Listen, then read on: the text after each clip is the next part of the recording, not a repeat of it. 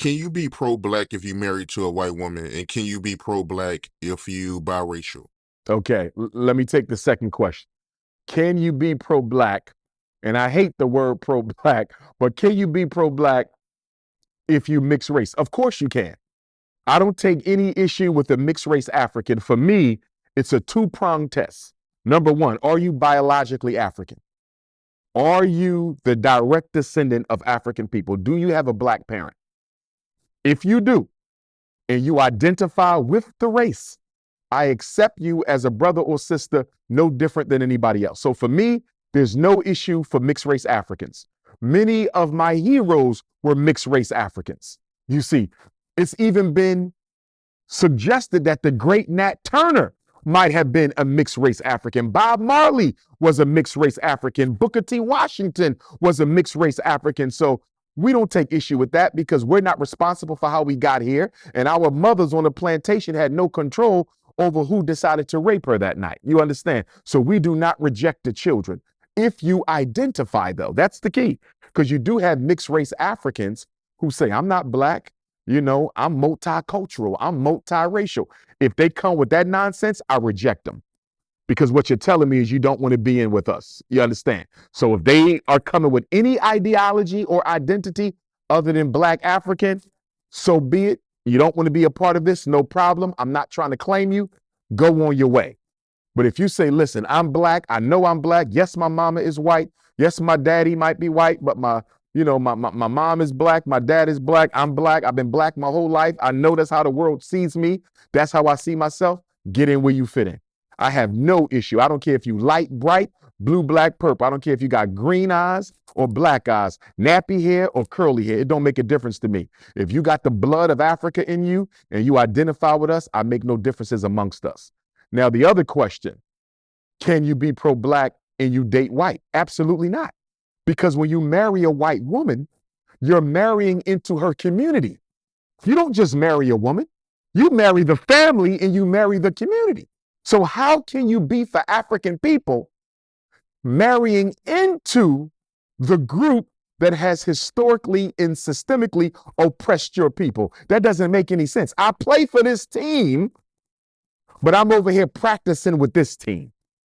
This is the team I belong to, but I'm over there trying to help them win. That doesn't make any sense. You cannot marry a white woman and not be loyal to the white agenda against African people.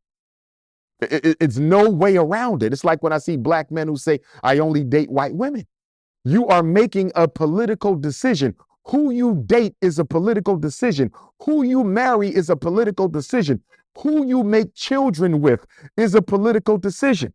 If you are marrying white, sleeping white, cohabitating white, procreating white, then your loyalty is to white people. Get over there and stay over there. Have white females try to get at you? Yes. When I was an undergrad at Millersville University in Lancaster County, Pennsylvania, I had a white fellow psychology major, very nice person. Nothing bad to say about her. Her name was Beth. And Beth had a very big crush on me. I never forget it. We went to the Million Man March, the first one, October 16th, 1995, I believe it was. And we came back from the Million Man March and we was in psychology class and I had to go up to the front of the desk to talk to my professor. And when I got back to my desk, there was a card on my desk, but I didn't see her put it there. So I asked everybody, did y'all see the card? And everybody said, nah, we don't know who put it there. So I opened the card up and all of this glitter and confetti and stars popped out. And she said, congratulations for going to the Million Man March. And, I like you and we need to get together. And, she had a big crush on me and she let it be known. And I respect her as a human being. She never mistreated me, no issue, but I could never date her because my loyalty is to my community. In graduate school, I had the same situation. In my professional life, I had the same situation. I have regularly been approached, proposition, however you want to say it, by white females, and no disrespect to them, but my loyalty is to black women. I've never dated anything but a black woman, so I could not do that. I've dated 2 Latino sisters, but that's only because they were Latino Africans. But once I learned that they did not identify with the race, even though they had our blood, then those relationships ended, you see. So You got to be African in order for me to entertain anything serious with you. You being who you are now, do they try to get at you? They do, but not to my face. So in college, it's to my face. On the job, it's to my face. Now it's in the inbox. It's through the text. So I regularly get messages from white women, Asian women as well, Asian women and white women who will send me a text message, a picture of themselves. I'm interested in you. I know you don't date outside the community. Nobody has to know. Could we at least just have tea and talk? I just want to pick your brain over some things I'm working on. They'll be in my Instagram. Yes, I probably get that maybe 5 or 6 times a month. And let me be honest, I think some of them are being sent. You know, I think some of them are being, yeah. Some of them are being sent. I think some of my enemies in the black community are sending them. I think some of my enemies in the white community are sending them. I don't know how many of them are genuine. I think a few of them are genuine, but I think most of them are part of a scam to try to test me to see if I'm really about what I claim I stand for. But I tell you this, my biggest concern is not the white women because I'm not going to date them. You know, that's just a violation of my principle. The sisters would be my biggest concern because what the FBI and CIA does is they psychologically profile you.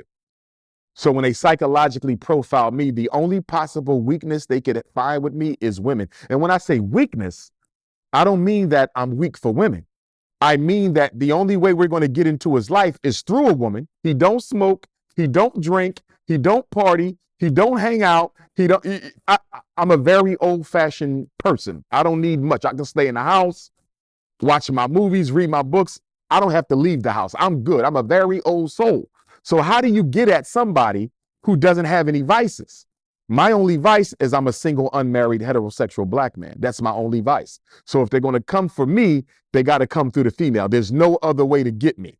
You know, they could surround me with brothers, but I already know to look right and left, keep my head on the swivel with the brothers, because I look at what happened to Malcolm, and I look at what happened to Garvey, and I look at what happened to Kwame Nkrumah, Patrice Lumumba. Most of them were sabotaged by the men in their inner circle. So I know to keep my head on the swivel around the brothers. The only way they could get me is through the sisters.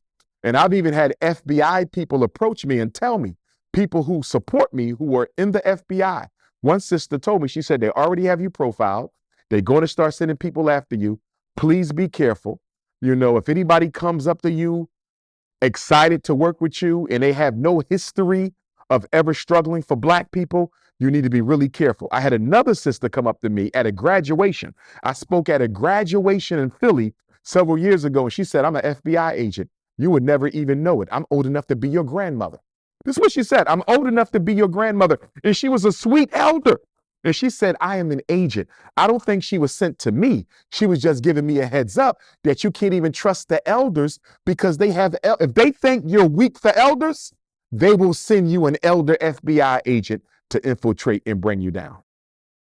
But you can't be paranoid. You can't be paranoid because when I look at Malcolm and when I look at Martin, when you listen to those who were around them, they say that they became so overcome with the threat of death that they could not enjoy their lives anymore. It was as if they may have secretly wished for death to get it over with. I never want to get to a point where I'm paranoid about my safety. I never want to get to a point where I'm paranoid about my safety. I know what the risks are. You understand? I've been in this life since I was a ninth grader. Since I was a 9-year-old in the 4th grade here in North Philadelphia, Black History class. That was the beginning, my introduction into Black consciousness. I've been into it my entire life, so I know I'm walking the walk that I'm supposed to live. So for me, I don't have questions about, should I be doing this?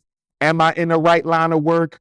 Do I really want to sacrifice my livelihood for my people?